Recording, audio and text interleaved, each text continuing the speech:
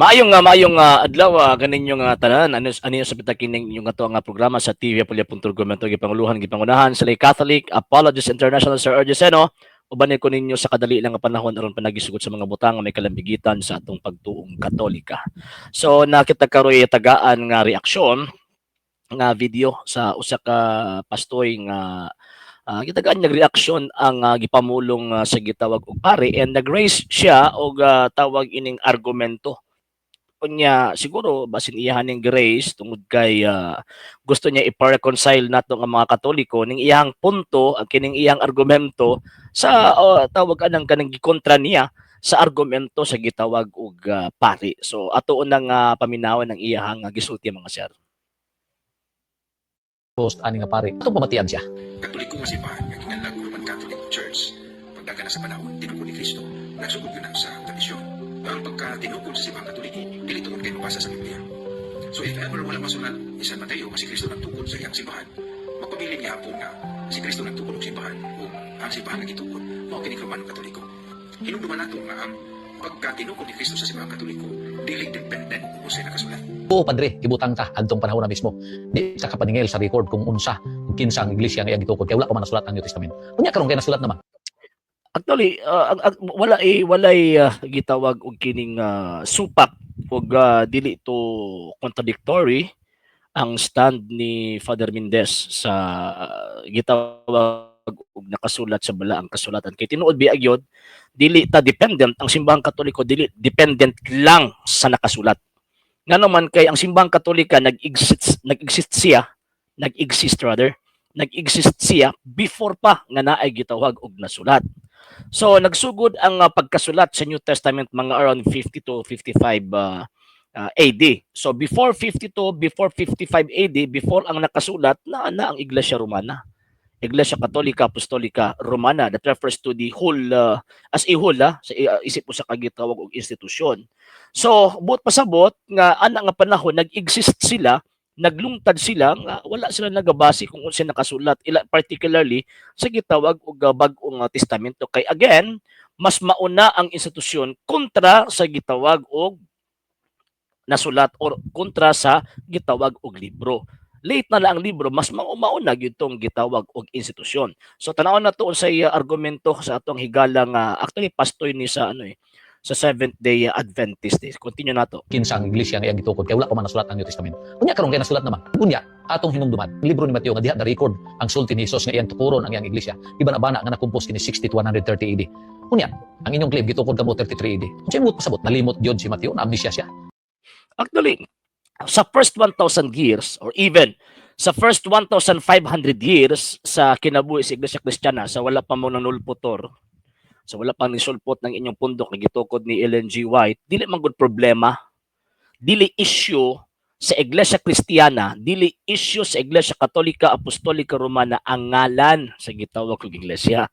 Ngano man kay for the first 1,000 years before ang break up or before ang tawag inang separation formally katong sa Eastern Churches ni atong 1054, walay problema sa ilaha, dili issue sa ilaha ang name sa simbahang Katolika. Ang name ni ini mo iglesia, ngano man kay kung moingon kag Iglesia Katolika, kung moingon kag Iglesia Kristiyana, kung moingon kag Iglesia ni Cristo, Iglesia sa Dios, refer lang na sa single church nga mao nang Catholic Church. Mo na self-serving kayo. Atoy kung gisulat ni San Mateo niya pagkaman ibutang niya nga ang iyang pundok ang panahon dili self-serving na. Number two manggod nga gitawag og point. Mauna ang institusyon kontra sa name. Ang name late na lang name eh. Ang One Holy Catholic and Apostolic Church identified siya for the first century pero dili siya gisulti nga dire-diretso kumbaga as official name. Description na And even sa objective sa Ginoong Jesucristo, ang objective ni Kristo nga kining mong iglesia Catholic nakasulat biyan na sa balaang kasulatan. Pero ang point nga kanang giingon ni mga name as official name adi gyud nila pwede isulat.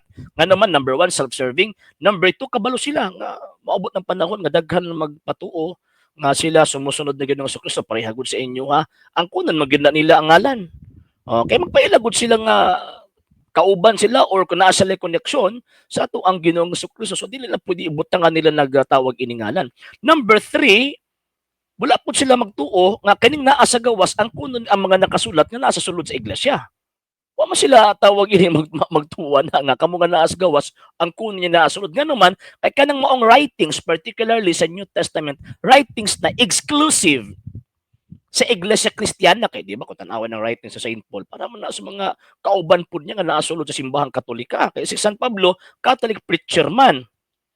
So buti pa sabot wala sila tinguha, wa sila tawag ining pangunahon nga mga bot mo o nga tawag ining mangangkon kay nasa gisulti na mga bot nga mga mini nga propeta pero manudlo og mga balitad mura na ilang gisulti.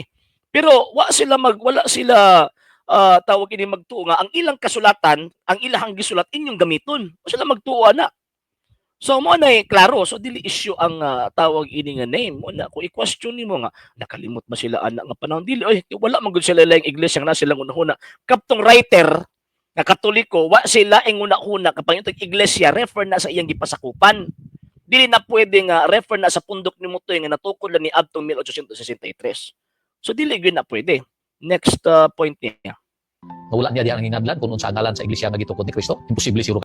Dili lagi niya nganlan kaya kung nganlan maguna niya kabalo siya nga daghan mo mga squat dili lagi na niya nganlan. Payo na padre. Ibutang ta. Nalimot gid si Mateo. Si Pedro inyong giangkon nga sa iya. Actually wala na limot sa San Mateo gibutang gito niya nga iglesia sumala sa gipamulong sa tuong Ginoong Kristo dili niya pwede nga idagdag bawas niya ang gisulti ni Kristo kung sa gisulti ni Kristo mo ra pud iyahang gisulat and at the same time kabalo silang kanang iglesia ha kanang sole church for the first 1,000 years mo nang iglesia Katolika Apostolika Roma di na pwede mahimong kamo tawag ini buto lang ni adtong 1863 so ana ba ana nga punto ba atong tasabton Gitukod ang simbahan ni Kristo. Ang iyang mga sinulat, di ba nabana nga naapod sa mga 60 AD pataas, nalimot po siya. Siya apostol. Mga higala o sa Dili simpleng reaksyon sa dili pod tatawag ini nga wala lagi nalimot ito. Ikaw lay tawag ana nalibog. Nga naman ako grabe wa nila gisulat. Nga naman to kaya nga panahon dili issue sa ilahang name. Dili ang issue ana nila ana nga panahon ang pagtulunan ang doktrina kay na may mga Gnostics at the time na may mga Donatist after 2nd, 3rd century na mga Donatist na ay tawag ining mga anon gyud kini mga Gnostics gyud. Oh, so mo nang ilahang na sila una-una. Wa sila maguna-una ang ilang name. Kamo ra man ang nang problema gyud kaayo ana. Ngano man tungod kay kanang inyong pundok kung di ninyo nabutangan og kining pangalan nga sumako ninyo nakasulat sa Biblia, di mo tuwag tao. Mo na nga issue ninyo ang ngalan pero for the first 1,000 years dili nila issue ang ngalan sa iglesia ngano man kay at that time walay laing gipunti nga iglesia nga iyan ni Kristo, iglesia sa Dios, iglesia sa mga Hintil, iglesia Kristiyano, iglesia Katolika Apostolika Romana maora nang iglesia ha?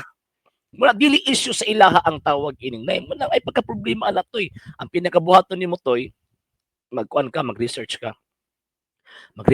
nya pagkahuman ablihan nimo imuhang tawag ining pangunahon na and at the same time para makita nimo kung unsang tinuod kay kung naa ka perminti diha sa imuhang tawag ining baluarte dili ka mo gawas kung baga nga mangita sa gitawag tinuod kanang imong question nga irrelevant kanang question nimo nga sa kuan pa ba baseless ang argumento wrong conclusion ang tawag ining argumento di jud ka makakaplag og tinuod ngano man kay motuo lamang ka based sa imong harapong kaugalingong panabot.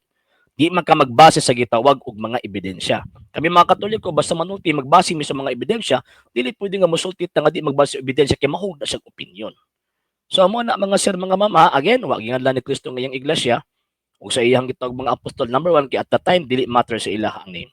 Number 2, gawas nga dili matter sila ang kabalo sila nga naay manunga sa umaabot nga paano magbitbit sa ngalan ni Kristo. Ang kunon mga si Kristo, how much more kung nganlan na niya, ang kunon gina nila. And gitawag og lastly, for the first 1,000 years, isa lang kabuk iglesia ang gipunting dinha. Man di sila problema anang ngalan, ang profession of faith, ang ilahang gibantayan kay daghang mga nanudlo ang nagpailang Kristiyano kaniadto, nga dili mo oy gitudlo nga subay sa pagtulunan sa gitawag mga apostol. Kamu ulahin naman kaayo mo kay ito si Trey kalayo na ay ano sa muna magtuon toy dili kay tawag ini patagalan tagyawit nga dili maoy gisulti sa kasaysayan at the same time dili maoy nalatid nga background sa gitawag og balaang kasulatan.